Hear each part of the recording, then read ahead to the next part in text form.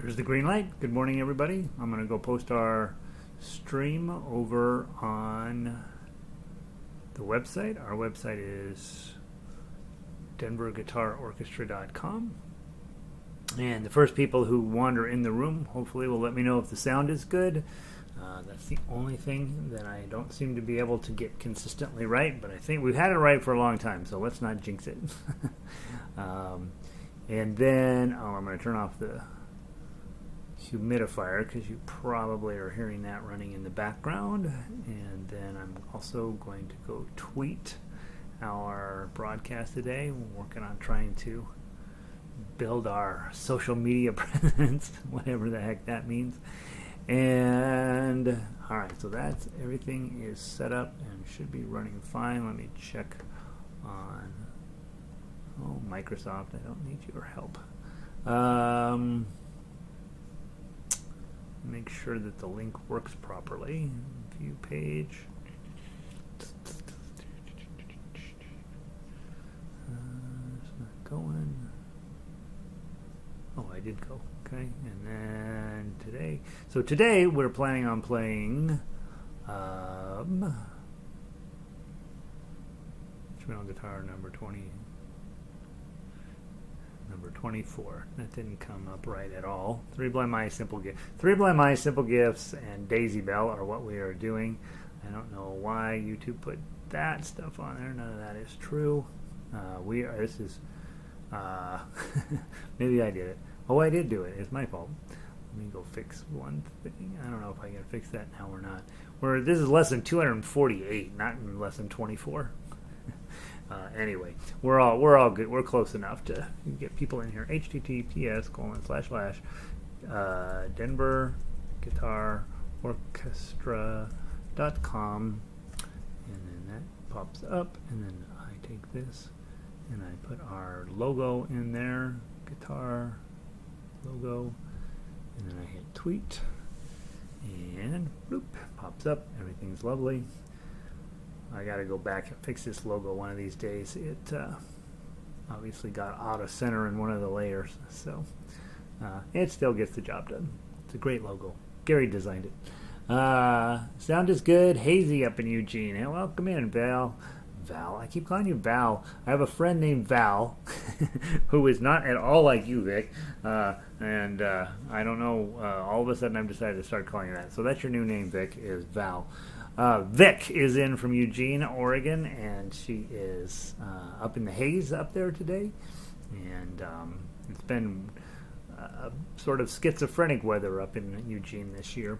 Today in Denver, it's it's a nice day. It's a little hazy and overcast, but not bad. It'll probably burn off here in a little bit. And I think we're dealing with. Let's take a look. I think it's a pretty nice day out there. I know. Let's see what Google says. Google says it's 37 degrees out there, and we have a storm coming Friday, Saturday, and Sunday that they're saying will be epic. And so everywhere you go, there's all these weather alerts, and at night, all they talk about on the news is, oh my gosh, there's this big snowstorm coming. And I'm like, this is Denver. We get big snowstorms in the spring. Why are we worried about this? I don't get it. But in any event, here we go. So let's see. What time is it? Let's get going. First song today is Three Blind Mice. And Pauline made it in. Hey, Pauline. Sound and light is good. It's overcast at 45 degrees here. Sounds like you got the same weather as Vic going on down there in Northern California. All right. Feeling pretty good. We have... I'll try to remember it at the end of class today, but remember tonight is level 4. And so if you can make it at all, hopefully all of you by this point are comfortable playing straight line melody. So that's we've been working on that since level 1. And so showing up to level 4, theoretically, is no different than showing up to level 1 in the sense that you can always play melody and should be playing melody. And then level 4, then of course we use popular music and modern music. We've got all Beatles going these days.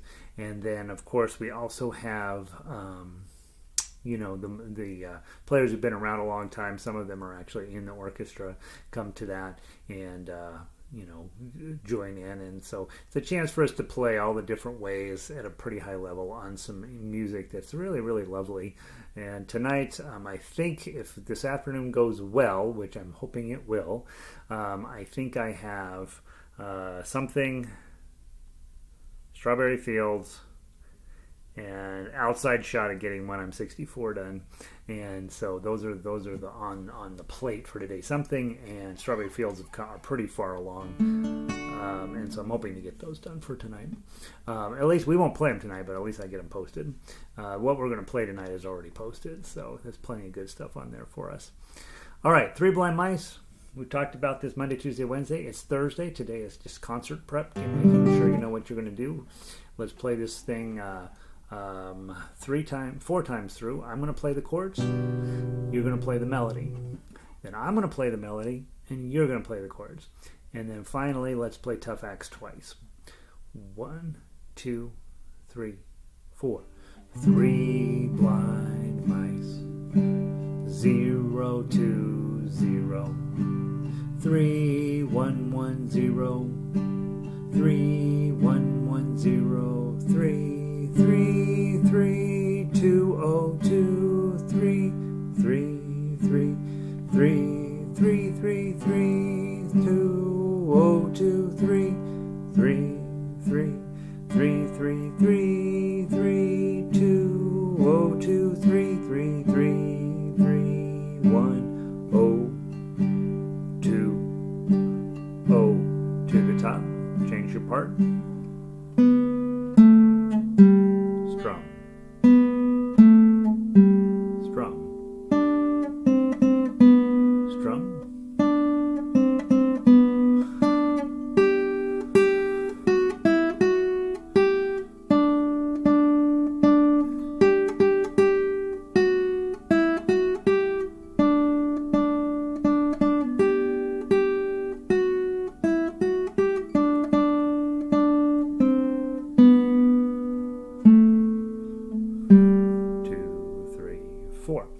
Play Tough Axe if you want to. If Tough Axe is still, you know, you're still getting your skills up to this place and you don't feel like, yeah, I don't want to play that, play the melody along with me from the top.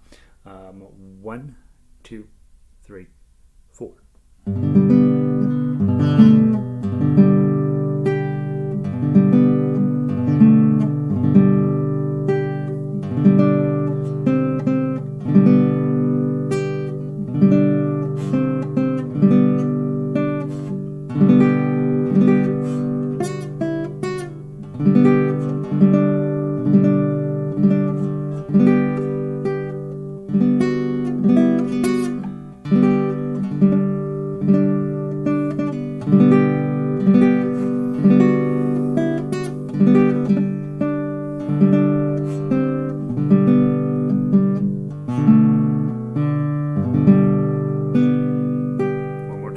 Slower.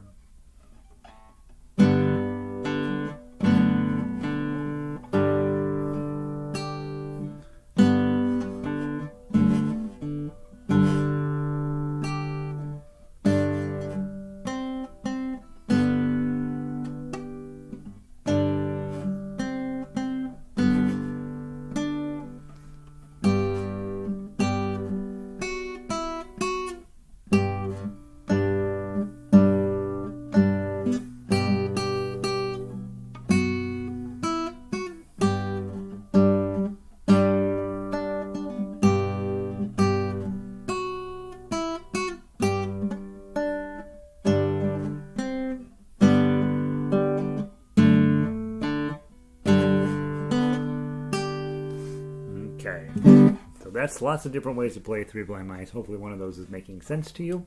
Hey Evelyn, welcome in. 63 degrees, more rain down in Cuenca. Sound is good. Good to hear that. All right, so everything's going great. Everybody's kind of got a little bit of rain in their lives. We don't want a lot of rain, but a little rain isn't a bad idea. All right, got a bug crawling around on here. This is Colorado and it's the winter. What are bugs doing here? All right, so that's Three Blind Mice. Let's go grab one of my favorite tunes out of Book 2, the Simple Gifts. And this thing is, my sense is that this is one of the tunes you could actually play just right out of the box at level 2, and you would end up with a really nice piece of music. It is definitely an old church tune, an old dance tune that they would have danced to probably in some very specific fashion. But the nice part about this tune is that Aaron Copland saved it in, so it's in the New World Symphony. So you feel like, ooh, I'm playing classical music. I'm very, very fancy. Evelyn or Elizabeth made it in late again, but I got my tea. 36 degrees up in northern Colorado. Yeah, you know, the one thing I have found about tea, I'm finishing up my last cup of coffee this morning, is you get it when you're playing guitar. You have to bring it up over your guitar to sip it, right? Which means you're going to drip coffee down onto your guitar and ruin your guitar. So you have to do this. And so that's another guitar posture thing you have to learn, is how to drink your coffee or your tea and do your guitar rehearsal. Let's talk at the very end of this. There's one skill in this piece of music, just one. At the very end, you have harmonics. And so let's go practice those. What's written here is you come in, until by turning and turning we come round right. Bing! That's what's written. Okay? And so you see that little diamond shaped thing. I think, generally speaking, that's the notation you'll see a lot for harmonics, is they'll just put a little diamond shape above it. So the last note when you come in, you're going to come in as come. And then you're going to reach up to the fifth string. You're gonna pry your middle finger to get started with. Now don't press down on the string, just set it very, very lightly, and it has to be right above the bar on 12. So find your 12th fret, okay, and the bar in front of the 12th fret is the exact middle of your string. That's why harmonics work pretty well there. And so then you're just barely going to tap it and use your thumb, and you're going to get that sound. Okay? And that's what you're looking for. The reason we're using that particular harmonic is the song is in the key of A. This is your A string, and right in the middle of the string at the 12th fret above the bar in front of the 12th fret, that's where your harmonics are. And of course you can do an E on the 6th string, D on the 4th string, G, B, and E.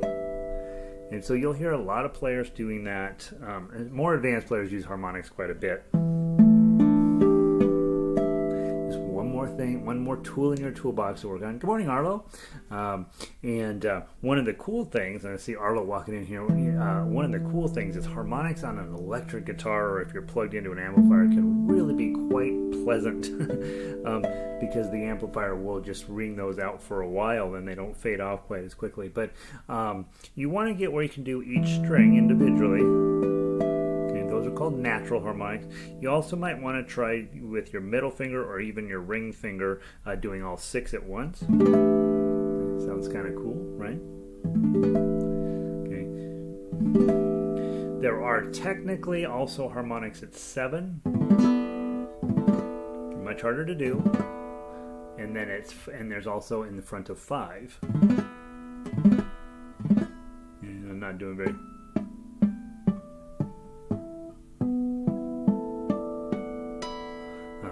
It's the 7s I did individually I got. So if you just remember, your harmonics are sitting at 5, 7, and 12. The ones you'll probably use the most are 12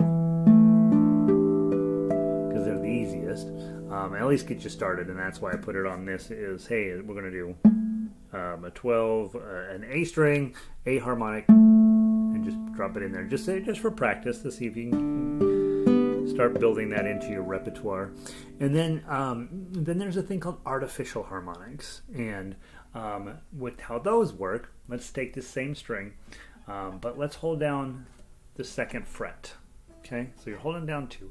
Now the A string is now a B string, right? Because you're taking your A string, A sharp is here, and B is right there. Okay, so we've got this B held down. Now the harmonics now are no longer at 14 or at 12. They've moved up 2 frets to 14. And if you're going to fret here, then you have to take your index finger on your right hand. You put it above the bar in front of the 14th fret, and then you're going to pluck with your thumb. Okay, so you get that. If you tried the string next to it, let's do the 4th string, same thing. I'm holding down the 2nd fret, so now I need to move the harmonics down 2 frets, and you get that.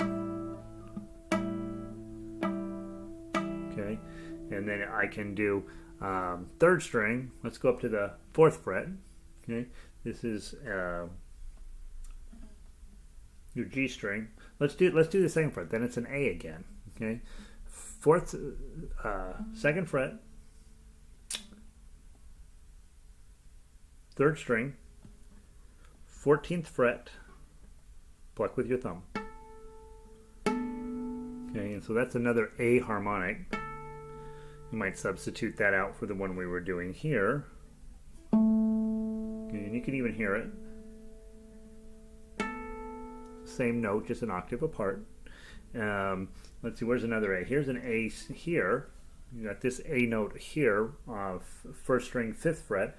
So now you go to 12, you count down 5, 1, 2, 3, 4, 5, and you'll have harmonics there. Okay, so that's how harmonics work. They are really what I consider to be a more advanced technique, because this playing them on the 12th is fun. But to really get use out of them, you really do have to fret over here, and then you just count down the number of frets you've fretted, and you count down from 12, and that's where your harmonic will be sitting. And then you can play some melody with harmonics down here below, by just fretting up here. The advanced players can do, pretty fancy stuff, but of course they've been practicing at home for 6 weeks to get that melody out. And I think the nice part about harmonics is when you see somebody doing it, you know that they are trying. They're really caring about giving you a new experience. I think it can be a lot of fun. It's just one of those things to kind of goof around with. Try playing a simple song. Play 3 Blind Mice up here, and then use all harmonics down here. It's kind of a fun thing to work on. Arl says they're nice, especially on my electric. Although I plug in my acoustic, and they sound pretty there too. I was never very proficient at them though. Practice, I guess. Yeah, they do sound pretty. And I think, I think Arlo is exactly right. I think that you get an amplifier, and the amplifier will take those higher hertz, the higher frequency, and just takes care of them for you and makes them sound really nice.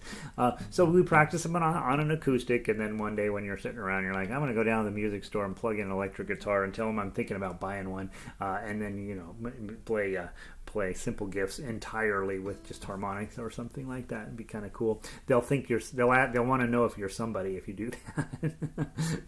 Elizabeth, after the last A chord dies out a little, I played the harmonic on string 3 at the 14th fret. That way you don't stop the low notes. Yeah. So I actually have a note here to myself, Elizabeth, to teach both ways, right? You get to that last chord, they come around right, and then rather than stopping your bass note to get your harmonic right, it's kind of jarring. So if you just hold your A chord, and then you come in here, 14th fret on A, that allows the A string to keep ringing, which is exactly what Elizabeth is saying. And it's funny. Maybe you and I talked about this, Elizabeth. That's exactly the note that I have on here. Play 14 on string 3, which doesn't mean play it. It means talk to you guys about it, that's an alternate option for you there. If you keep and that way the A string keeps ringing while you're busy finding your harmonic. That's right there. Right, and then it kind of makes the end of the song sound a little prettier. So when we get there, you'll try it and see what happens. I forgot some nomenclature. The natural harmonics happen at 12 and 7 and 5. Okay, those are natural. When you fret it, they call them artificial harmonics. And so then now I'm at 14. Whoops. I'm at 14, 13, 14.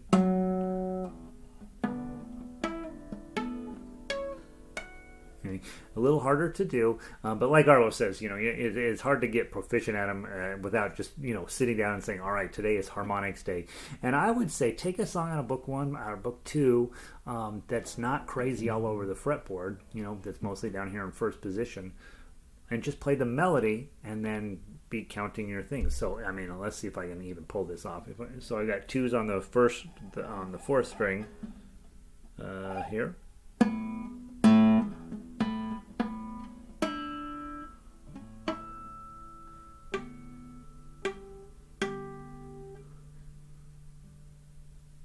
all the way to 2.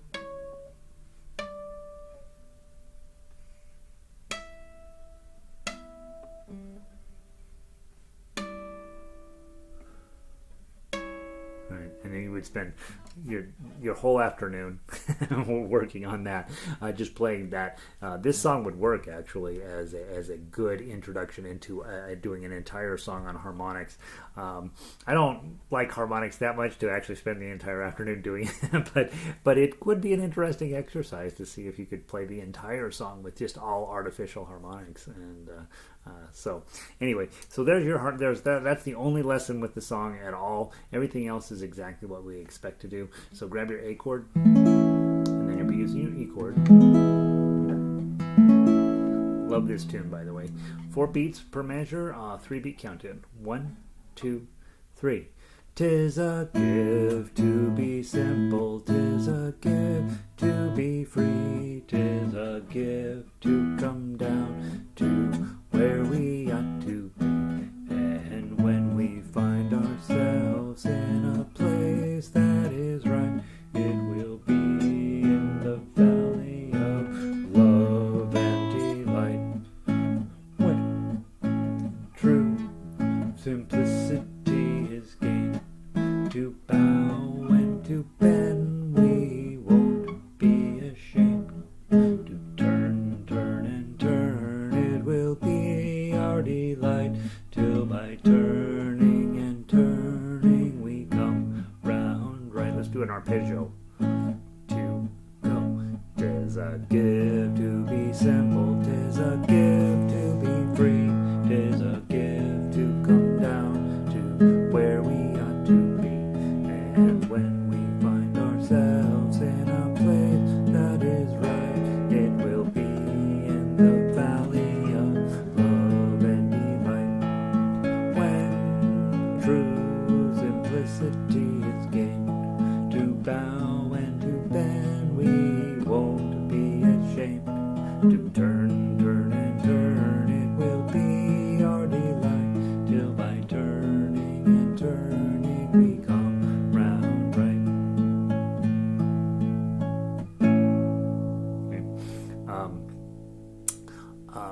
One of the other things that I just did, I was didn't have my foot pedal in the right spot, so I thought, I know this song, I'll just play by, I'll know where the chord changes are. There's a little bit of an artificial feel at measure 11 that you're supposed to switch to A. I think guys that don't use sheet music, there are a lot of guitar players out there like, I don't need sheet music. They get really good at listening for those chord changes and feeling them and all that. I think the good news about that is you really can play guitar at a pretty high level just with your, by hearing the music, knowing what's going on. I don't think you can get all the way to the top level without sheet music. There are obviously some rock and roll guys that did that, but they gave up their entire lives to do that activity.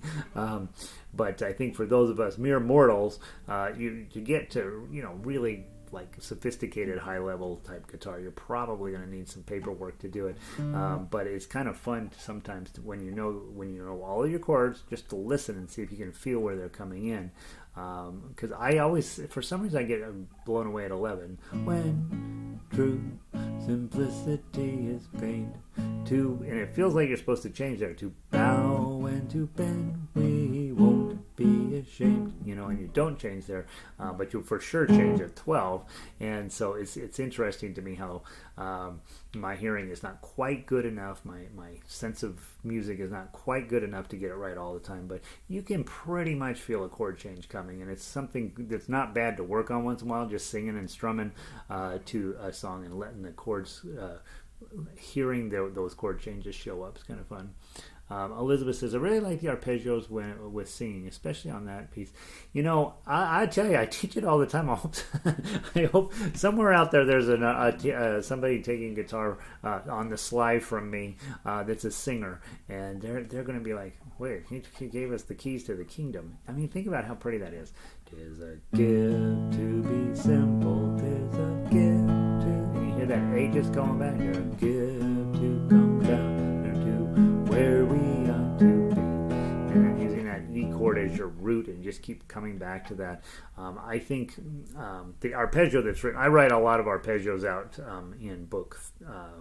in the books. I'm going to probably take them out of level 2 because I don't like reading them at level 2, but I do at level 3 you want to start really goofing with arpeggio patterns and trying different things. If you try the other direction, ring, middle, index, thumb, it sounds different, sometimes better, sometimes worse, but you don't get that rooting thumb that happens there. 'Tis a gift to be simple, 'tis a gift to be free. 'Tis a gift to come down to where we ought to be. And when we find ourselves in a place that is right, get a little different flavor of arpeggio to it. Probably not as immediately ear-pleasing as the other way, but it's definitely fun when, you guys know I can't sing at all, but the just that business of, you know what, I got a 4-beat pattern here, I'm just going to sing and enjoy owning a guitar. We don't do that ever around here pretty much, but sometimes it's a good idea just to honk out whatever comes out of your face and just play the chords, just play the arpeggios. They always sound really great. And Tommy Emmanuel, do what Tommy Emmanuel does. He's the guy. The amazing thing. Those of you guys who don't know him, Arlo put his name on there. He's probably the #1 fingerstyle player in the world, and he's been doing this, his whole life. He's really, really good. Pretty, as far as I can tell, super nice guy, and he does do some teaching as well. So it's not a bad idea to swing by his. Of course, he's at a whole different level of professionalism, and so sometimes that can get a little demoralizing. You're like, what is he doing? But he's a great opportunity. He's a great player for playing the advanced level of stuff that we do here. This is the stuff I teach is designed to get you into that mindset. And then, of course, if you decide, you know what, I'm going to go on stage, I'm going to become a pro, then you have to leave the nest and fly away. And Tommy Emmanuel will probably be your next teacher. Elizabeth, gotta have the bass on that one. Yeah, the bass does, right? And that works. That's true in every song, pretty much. If you've got your thumb on the root note, especially on these open strings, A, E, and D, if you can root that with your thumb, it's always going to sound great. So that works. All right, so we played the chords. Let's run through the melody, make sure that there's nothing there. If you are a newer player, or honestly been around a while, playing melody is important, and so you'll notice this song has got 1s, 2s, and 3s in it, and I find for myself playing melody is a much more terrifying activity because if you get it wrong, you got nothing backing you up, right? When you're playing tough acts, you got other notes that are kind of smooshing around there, but when you're playing melody, you're left alone out in the world, and people will know if you're doing it right or not. Let's give it a try. 1, 2, 3.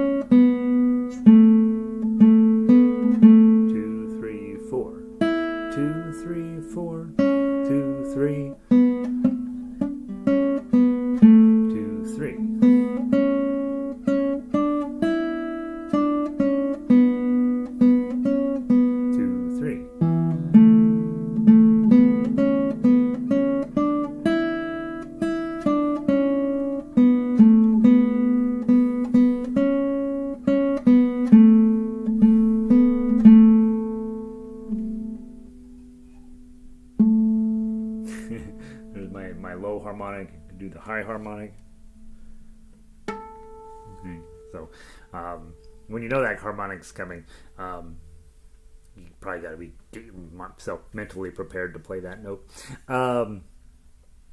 The other thing I do it in class, hopefully modeling good behavior for you. In this song, at measure 8, the last note's a half note, and then the next note's a half note, and then the next note's a dotted quarter note, and then you've got a dotted quarter note in 10 and another dotted quarter note in 12.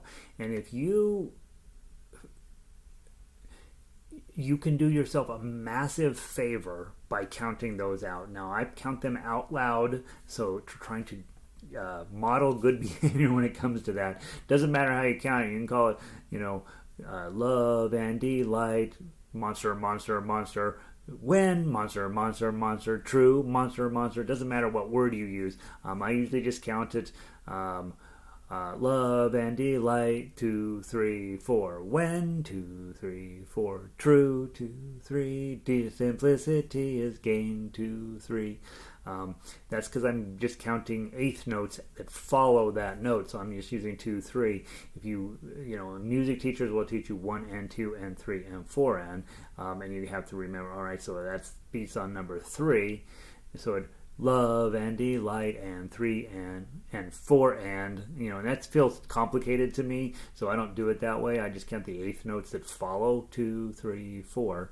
And that way I don't come in early. When you're playing from tablature, that's one of our downfalls with tablature. Long notes, we come in early. I watched hundreds of students do it over the years, and the only way to fix that is either to count, probably not out loud, right, but in your head, 2, 3, 4, or do a little body rocking, 2, 3, 4, because you're into the music. I recommend not tapping your foot. We teach elementary school, used to, I don't know if they still do, teach elementary school kids to tap their foot to keep the time. But then the problem is they become a drum there in the gymnasium floor with their feet, and we don't want that either. So just make sure you're in your head, you're counting 2, 3, 4 to make sure that those long notes stay long notes, and you don't come in too early. Let's see. Elizabeth says, I listened to the concert of Al Di Meola, John McLaughlin, and Paco de Lucia last night. Thought of Arlo and his picks. We don't do picks in fingerstyle because we have to do so much with this. And I pick on people who use picks, right? Because in guitar world, there's this mania about I got to have my capo and I got to have my pick, or I might as well not leave the house. And neither of those things are true. And so I'm sort of passionate in the opposite way. There are absolutely reasons to play with a pick, and there are absolutely reasons why these top level professionals use picks. But you got to also pay attention to how they're using those picks, when they're using them, what they're using, with the style of play. So I'm not as opposed to picks as I make it out, but I do know that you don't need a pick. I do know that absolutely, and I do absolutely to play great guitar music, and I absolutely can assure you don't need a capo either. And I have 100,000 classical guitar videos on YouTube to show you. But there is reasons to use a pick, and you'll see a lot of pros using them, especially in situations where they have a band and they've got to outplay the band. They got to be louder than the band, and so I make a big deal out of it. No, don't use a pick because this style of music you don't want to, but there are reasons to use them. Arlo says, I sat next to him on a 2-hour plane ride some years ago. Wow, great guy, very friendly. Had a pretty interesting conversation about playing. Oh, nice. Was sitting on the plane with Tommy Emmanuel. I think you told me that before, Arlo. I love that. Yeah, that's all right. Let's get a free guitar lesson on the plane ride. You're like, oh, hey, I know you. I've seen your videos.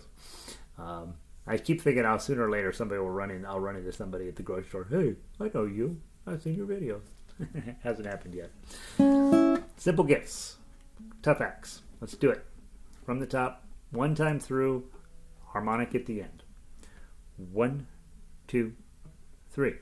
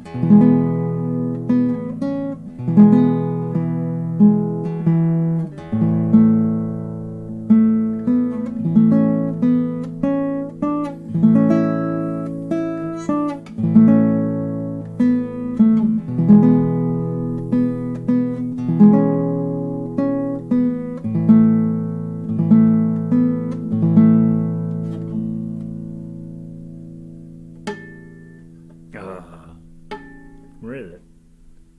Holding down the wrong string. There it is. Shoot, blew it. Yeah, just leave your chord on at the end and then go grab 14 on the third string. Or open fifth string. There we go.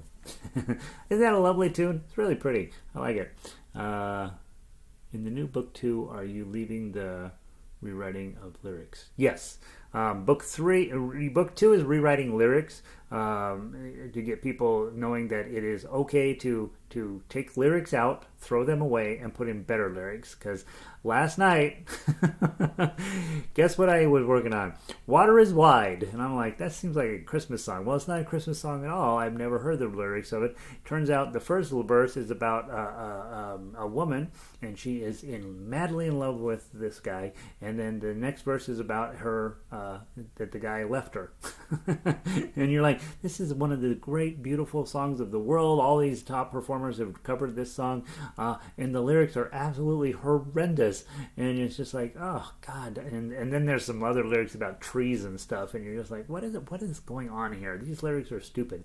So in book 2, I really encourage students to rewrite lyrics to get them comfy with doing that. Lyrics are not sacred, and the sooner we get rid of dumb ones and put in better ones, we're all going to be in better shape.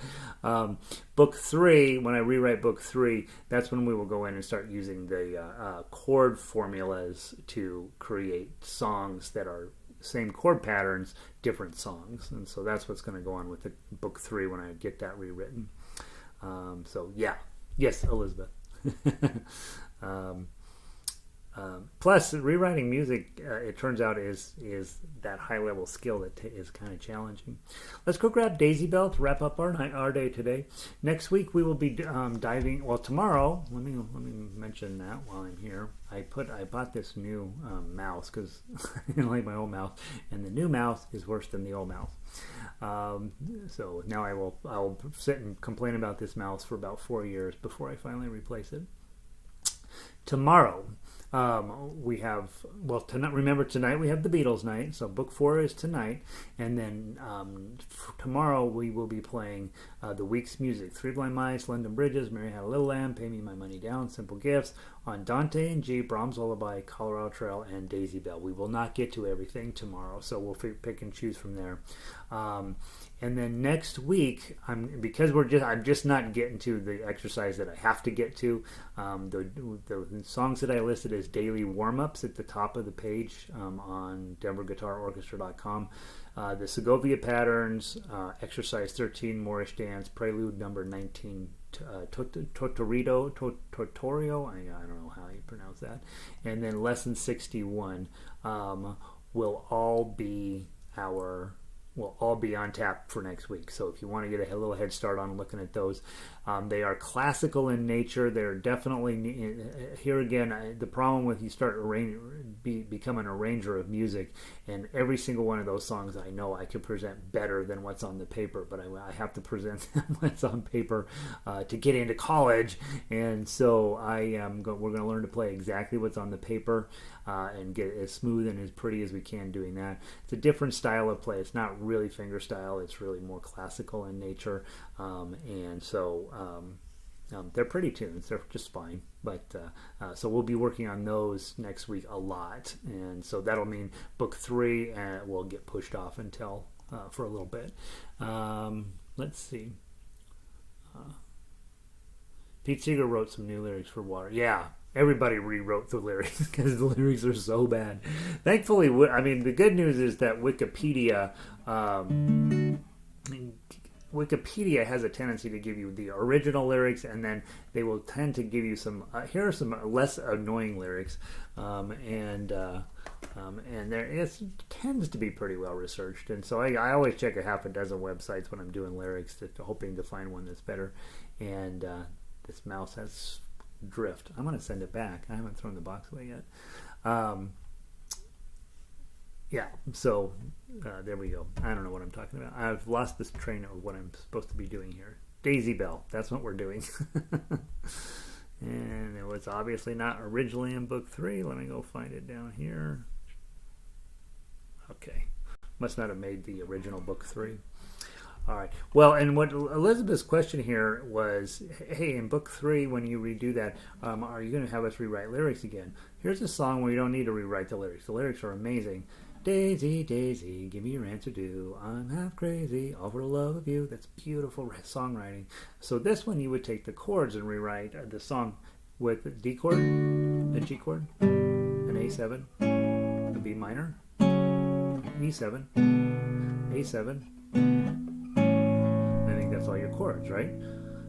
And so so the composer's corner in book 3, when I get the new one out, you'll be given those chords, and your job will be to write a new song based on the chord structure. And in book 3, the chord structure is pretty predictable, and that's something that I think the most important thing I did as a musician early on was learn which chords go together, how music fits together as a mathematical activity. And then once I knew that, then I'm like, all right, I just have to take these chords that are going to sound great together and turn them into something that I created. And I tell you, I spent many years doing that, and it was just a delight. You end up writing a whole lot of terrible songs, but every now and then you write something that's amazing. All right, let's play this one. What time is it? We got 6 minutes. That's plenty. So let's play through. I will play the melody the first time, set the pace, and so you play the chords, okay? And then I will play the chords, and you will play the melody, and then we'll do the tough acts once or twice, okay? But let's just do our duet first, okay? So I'm gonna play melody. You're gonna play chords. 3 beats per measure. Here we go. 1, 2, 3. Day 2, 3, Z 2, 3. Day 2, 3, Z 2, 3. O 2, 3, O 3, 2. Strum, strum, strum, strum, strum. I 2, 3, 5, 2, 3, 2. Strum, strum, 3. Strum, strum. O 2, 3. O strum 2. O 2, 3. 1, 2. 2, 3, 2. O 5. 2. O 3. Strum, strum, strum. O 2. Strum 3. O strum 3. O 2. Strum, strum, strum.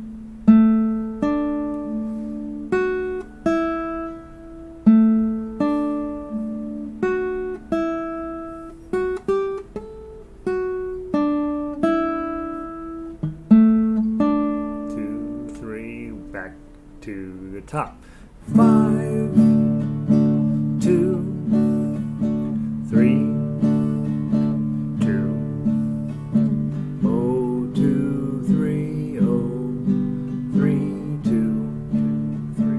1, 2, 3. O 5, 2, 3. O 2, 3. O 2. O 1, 2. 2, O 3. 2, O 5. 2, O 3. O 2, 3. O 3. O 2. 2, 3. 2, O 2, 3. 2, O 2, 3. 5, 2, 3. O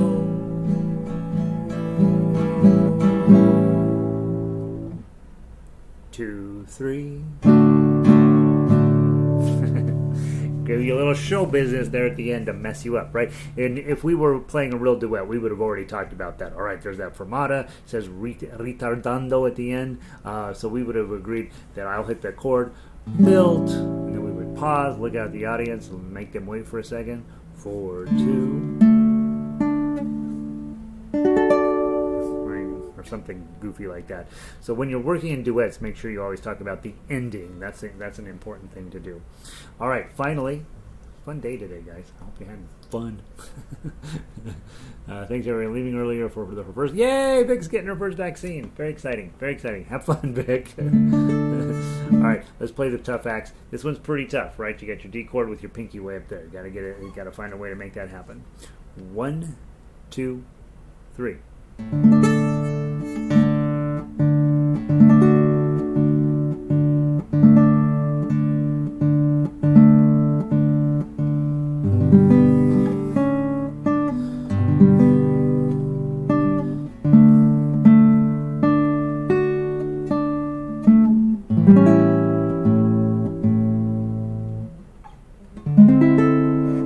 What do I got going here? There it is.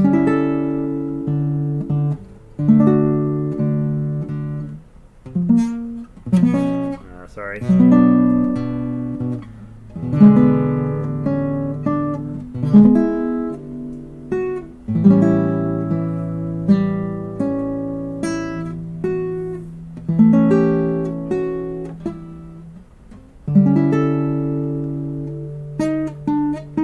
Where's the 7? There it is.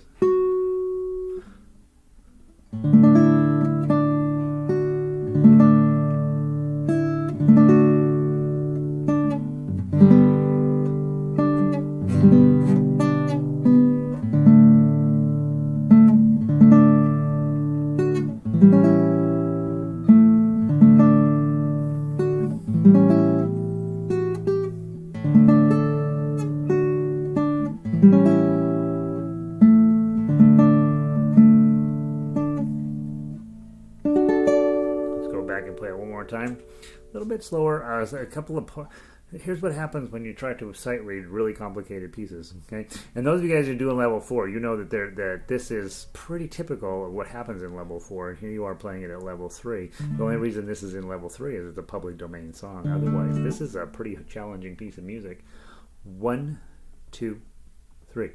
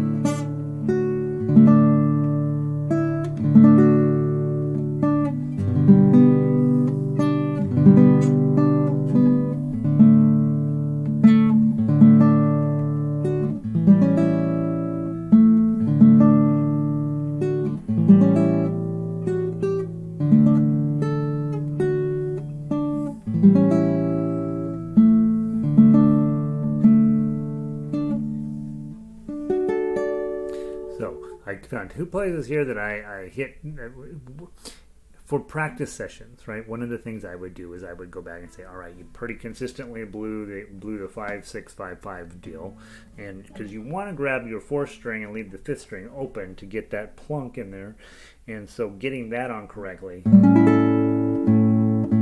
is something I would work on if I were getting ready to perform this.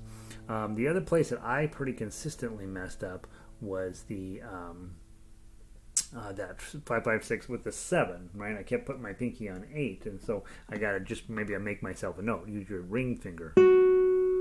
Okay.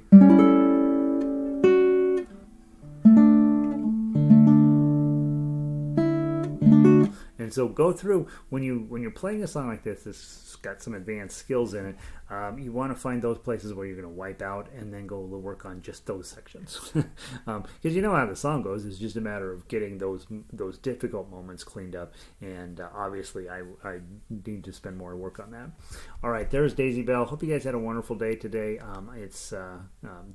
Every song we played today is top notch. And so I'll see all of you guys either tonight for orchestra, or I will see the rest of you guys tomorrow for our end of the week concert, and then plan on next week doing a little bit of classical work with me. So that's the plan. I hope you guys are having a wonderful day, and I'll see some of you in harmonica, and I will see some of you in ukulele, and I'll see the rest of you guys here tomorrow.